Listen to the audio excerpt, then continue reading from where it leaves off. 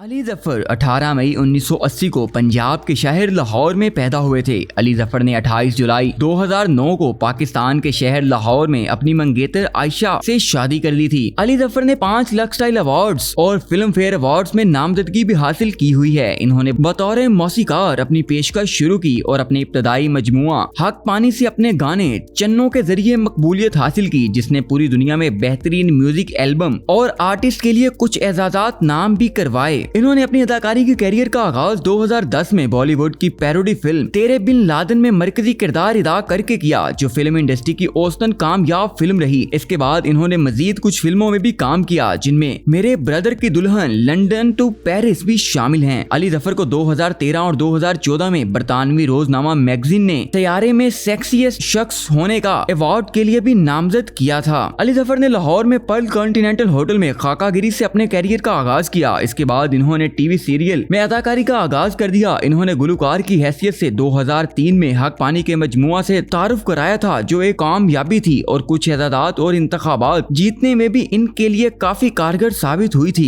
2004 में lux style award बराए बेहतरीन एल्बम और 2008 में बेहतरीन मर्द आर्टिस्ट का अवार्ड भी अली जफर अपने नाम कर चुके हैं और 2008 में मशहूर पॉप गुलकारों के इवेंट में भी इनका नाम सरे फहरिस्त रहा था। इन्होंने कोक स्टूडियो में पाकिस्तान में भी 2008 में काम किया और कोक स्टूडियो के पहले 2 सीजन में अल्लाह और दास्ताने इश्क जैसे बेहतरीन कलाम की धुनें भी बजाई थी, जिसने बेहतरीन म्यूजिक एल्बम के लिए 2012 में लक्स स्टाइल अवार्ड भी हासिल किया। इन्होंने सन 2010 में बॉलीवुड फिल्म तेरे बिन लादेन में बतौर मरकजी किरदार स्क्रीन पर अपने किरदार की पेशकश की थी। तेरा बिन लादेन के जुज़वी तौर पर उसामा बिन लादेन की जिंदगी पर फिल्म को फिल्माया गया था। हिंदुस्तान में तो इस फिल्म ने काफी अच्छा बिजनेस किया, लेकिन पाकिस्तान में इस फिल्म की इशाअत पर पाबंदी लगा दी गई थी। अली जफर की कामयाबियों के बाद इन्हें मार्च 2011 में अपनी मूवी फिल्म नुमाइश के लिए ऑस्ट्रेलिया और हिंदुस्तानी फिल्म फेस्टिवल में भी बुलाया जाने लगा, जहां वो बतौर प्रिंसिपल पाकिस्तानी नामजद किए गए। 2011 में इन्होंने फिल्म दी लव का दी एंड में भी दिखाया गया, जिसमें इन्होंने एक FIUN की आवाज दी थी।